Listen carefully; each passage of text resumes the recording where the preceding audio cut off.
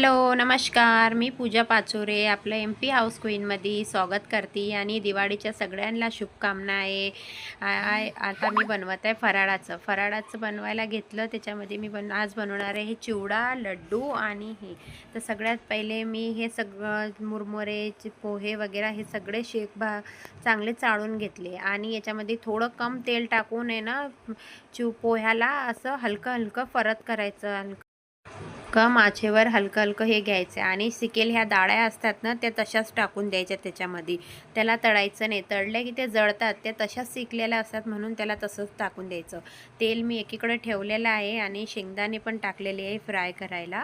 शेंगदाणे पण फ्राय करून घेतले. हे सगळं सामान आहे ना मी रात्री बनवलेलं आहे, कारण की सिलाई माझ्याकडे इतकी होती, सीझन चालू होता, मला बिलकुल टाईम नव्हता हे काही बनवायला. म्हणून मग मी म्हटलं कसं दुसऱ्या दिवशी सगळ्यांचे आपल्याला घरी द्यावं लागते आणि कोणी आपल्या घरी येते त्यांना फराळचं करावं लागते, तर कसं आपल्याला करणं जरुरी आहे. म्हणून मी हे रात्री केलेलं आहे. हे सगळं अशा प्रकारे बनवलेलं आहे मी चिवडा. शेंगदाणे टाकले, कढीपत्ता तळून टाकला, त्याच्यामध्ये मुरमुरे आहे ना थोडेसे पिवळे आणि मीठ करूनच असे फ्राय केलेले होते. मुरमुरे बी शिकेल असतात पण तरी पण थोडंसं आपल्याला गरम आचेवर, कारण की जास्त दिवस राहते ना ते खराब नाही झालं पाहिजे, त्याच्यामुळं कढीपत्ता चांगला तडतड केला. मिरच्या बी चांगल्या कुरकुरीत फ्राय करून घेतलेल्या आहे.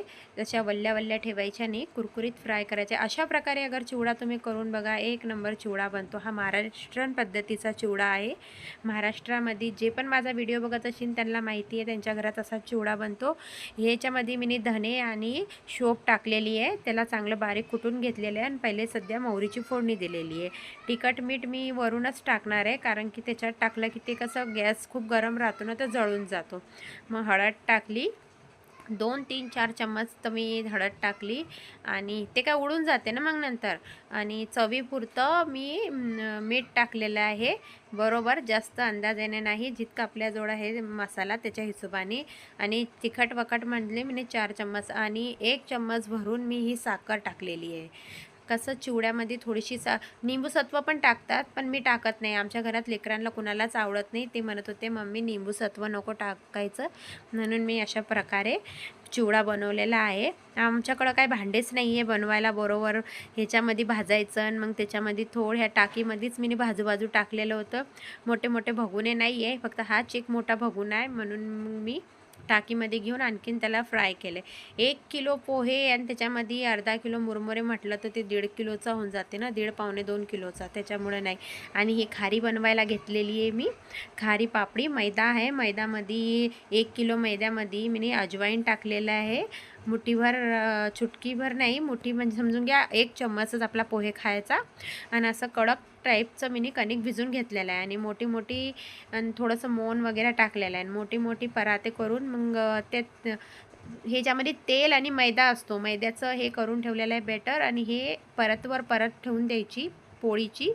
1 नंबर बनती ही खारी. लेकरांना तो खूपच आवडली. लेकरांना ते म्हणत होते मम्मी और बनाना इसमें की, तो मैंने कहा हाँ अपन बाद में बनाएंगे, अभी तो हाल फिलहाल जितनी है उतनी बना लो. तो इस तरीके से आप बना के देखना, ट्राई करना, बहुत अच्छी लगती है खाने में. सॉरी मी हिंदी भी बोलती, मराठी पण बोलती, तर तुम्ही समजून घ्या. मी दोन्ही भाषा बोलत असती. मला जी भाषा माझ्या तोंडात येते मी फटकन तीच बोलून मोकळी होऊन जाती. म्हणे बघा अशा प्रकारे मी, म्हणजे लेकरं हसा लागले माझे की मम्मी एक बोलत नाही बरोबर, अर्ध मराठी म्हणती आणि अर्धी हिंदी म्हणती. जाऊ द्या, काय नाही होत. आपण कसं जे रिअल आहे ना तेच दाखवतो, असं नाही की आपल्याला दिखावटीपणा दाखवायचा आहे. म्हणून त्याच्यामुळं बघा अशा प्रकारे मी हे असे कट करून घेतलेले लंबे आणि गॅस आहे ना बिलकुल कम मध्य आचेवर तळून घ्यायचे. हे आपोआपच कुरकुरीत होतात. गरम गॅसवर तुम्ही टाकसाल ना तर हे सगळे जळून जातील हे खाऱ्या. तर मग म्हणून हे चायसोबत खा, इतके सुंदर लागतात, कुरकुरीत एकदम. सोप्या पद्धतीची रेसिपी आहे, काही कठीण नाही आहे, काहीच नाही आहे. बघा किती कुरकुरी बनल्या ना, पण मध्य आचेवर शेकायच्या. अगर तुम्ही मोठ्या गॅसवर शेकसाल ना ते ह्या सगळ्या जळून जातील आणि अंदर सगळं कच्चं राहून जाते, त्याच्यामुळे मध्य आचेवर शेकून घ्यायचे. आणि लड्डू मी जीवनात पहिल्यांदा बनवले, मला सुद्धा यकीन नाही आले की मी माझ्या हाताने लड्डू बनवले.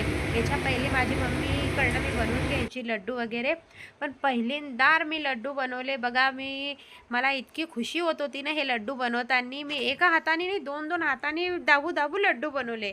म्हणून जीवनात पहिल्यांदा मी हे लड्डू बनवलेले आहे. याच्या पहिले मी कधीच नाही बनवले.